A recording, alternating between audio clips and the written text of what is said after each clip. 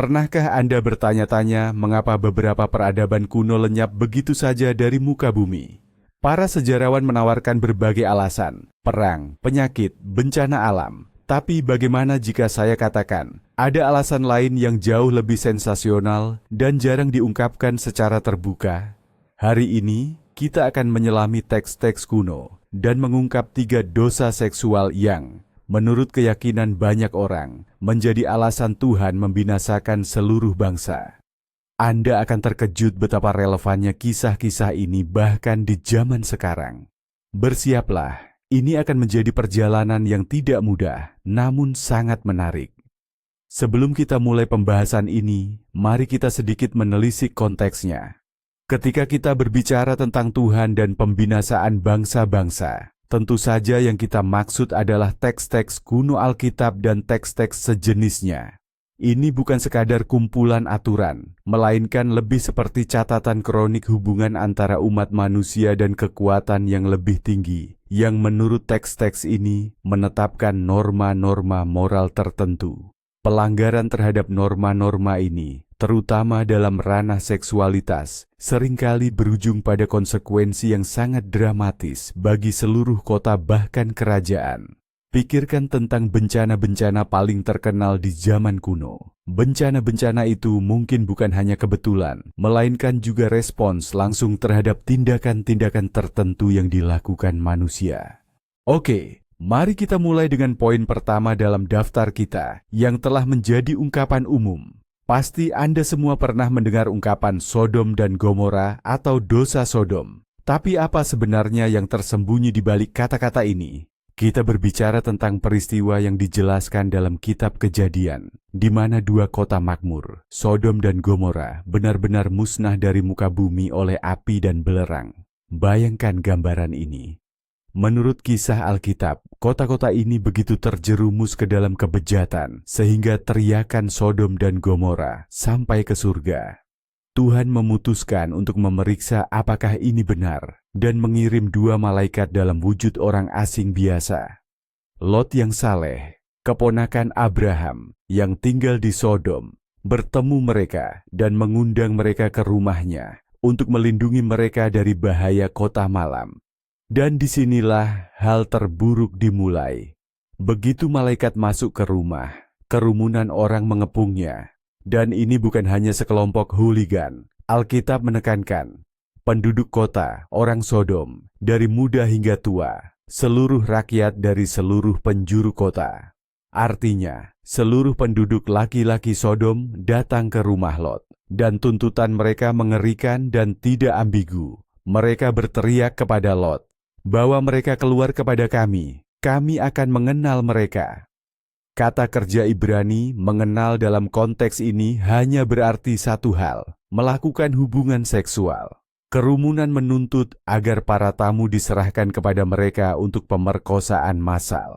Saat ini beberapa orang mencoba untuk melembutkan cerita ini, dengan alasan bahwa dosa utama Sodom adalah ketidakramahan. Tapi mari kita jujur. Teks berbicara tentang sesuatu yang sama sekali berbeda. Tingkat kebejatan mereka sedemikian rupa sehingga mereka bersedia untuk secara paksa menguasai para tamu, orang asing yang berada di bawah perlindungan pemilik rumah. Lot yang putus asa pergi ke kerumunan dan menawarkan mereka sesuatu yang tidak terpikirkan. 2 putrinya yang masih perawan mengatakan, "Lakukan pada mereka sesukamu, tetapi jangan lakukan apapun pada orang-orang ini." Tindakan mengerikan Lot ini hanya menggarisbawahi betapa mengerikannya niat kerumunan itu. Tapi mereka tidak membutuhkan wanita. Mereka menginginkan pria. Mereka mulai mendobrak pintu, mengancam Lot dengan pembalasan yang lebih besar. Pada saat inilah para malaikat membutakan para penyerang dan menyelamatkan Lot dan keluarganya, memerintahkan mereka untuk segera melarikan diri dari kota. Dan kemudian hujan api turun ke Sodom dan Gomora. Penghancuran total dan tanpa syarat. Dengan demikian, dosa pertama bukan hanya hubungan sesama jenis, seperti yang banyak orang anggap terlalu sederhana.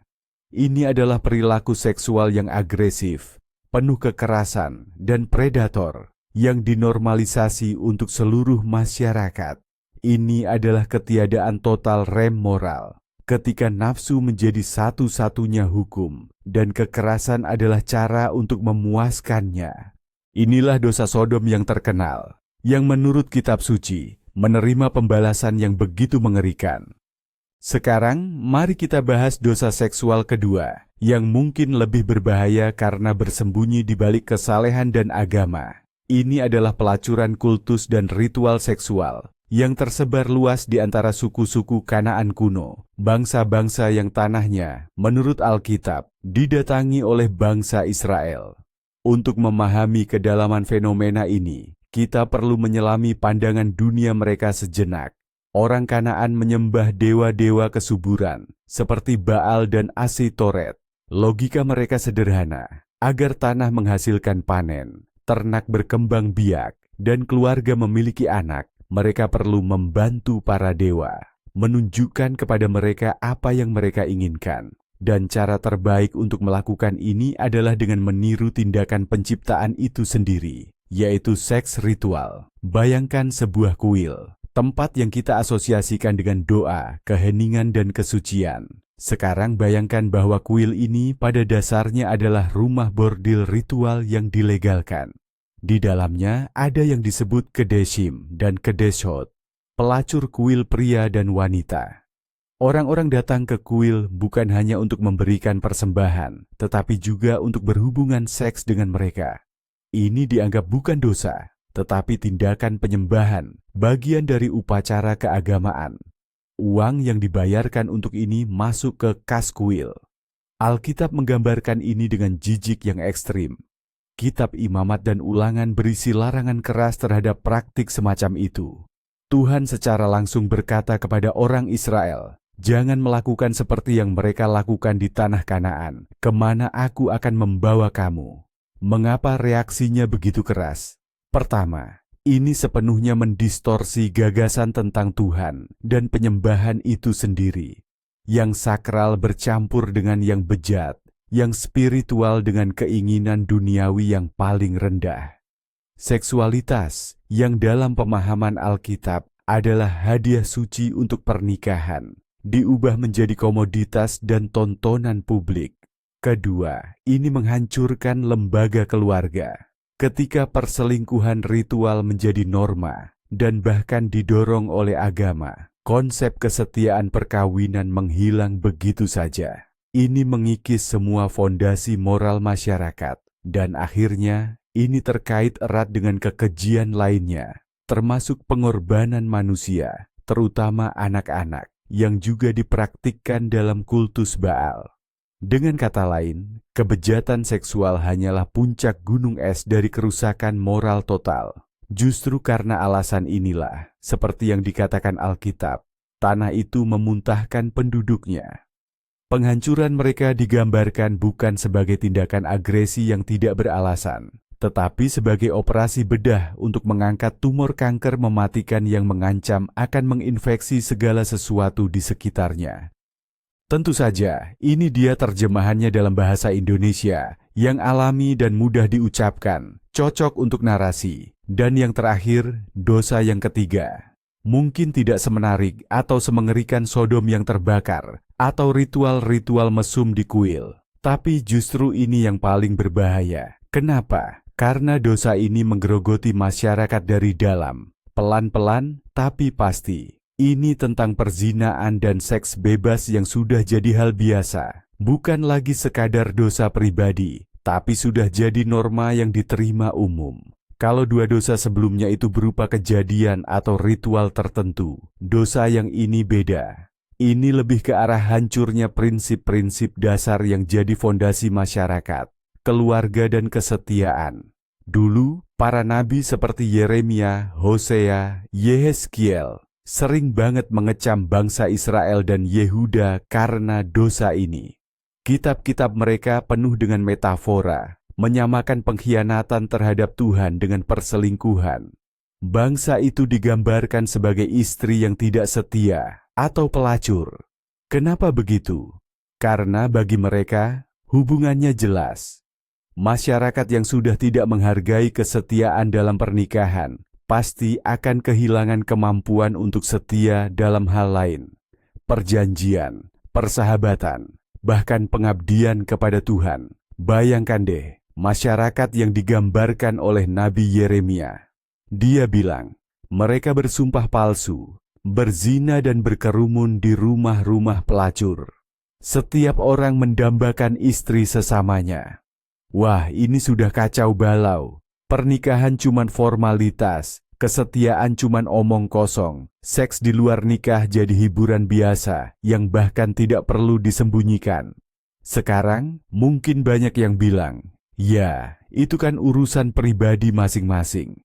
Tapi Alkitab melihatnya beda. Ini bukan sekadar pilihan pribadi, tapi gejala penyakit mematikan yang menyerang seluruh tubuh masyarakat.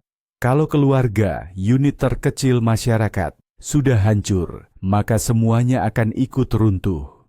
Anak-anak yang lahir dalam kondisi seperti itu tidak punya contoh hubungan yang sehat. Mereka tidak belajar tentang tanggung jawab dan kesetiaan. Akibatnya, muncul rantai reaksi berupa pelanggaran hukum, egoisme, dan ketidakpercayaan. Kalau tidak ada yang saling percaya, kalau semua cuma mencari kesenangan sendiri, masyarakat tidak akan bisa bersatu, melindungi diri, atau berkembang. Jadi lemah dan rentan.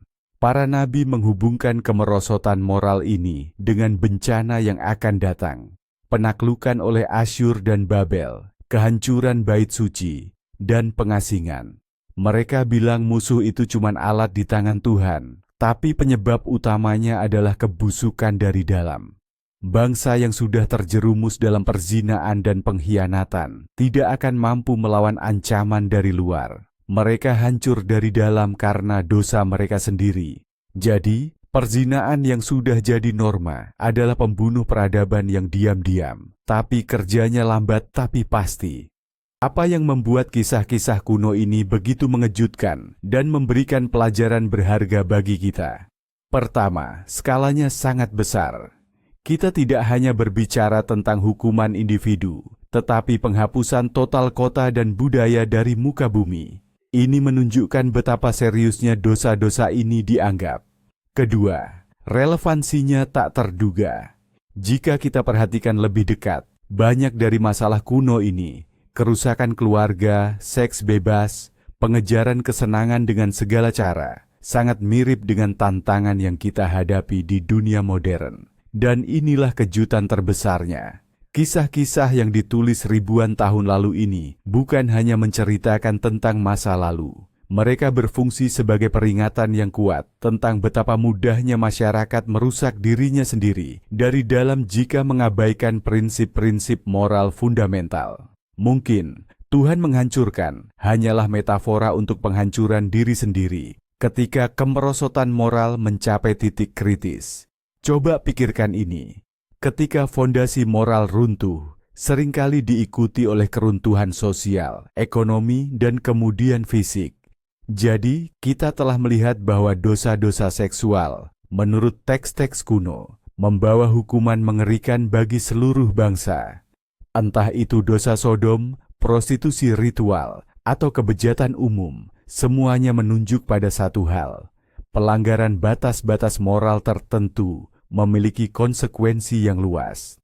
Terima kasih sudah menonton video ini sampai akhir. Saya harap ini membuat Anda berpikir. Jika Anda menikmati penyelaman yang menarik ke dalam sejarah dan moral ini, jangan lupa untuk menyukai video ini, berlangganan saluran ini, dan klik ikon lonceng agar tidak ketinggalan video baru. Apa pendapat Anda tentang pelajaran-pelajaran kuno ini? Apakah Anda percaya bahwa dosa-dosa serupa dapat menyebabkan keruntuhan masyarakat di zaman kita sekarang ini? Bagikan pemikiran Anda di kolom komentar. Paimakom.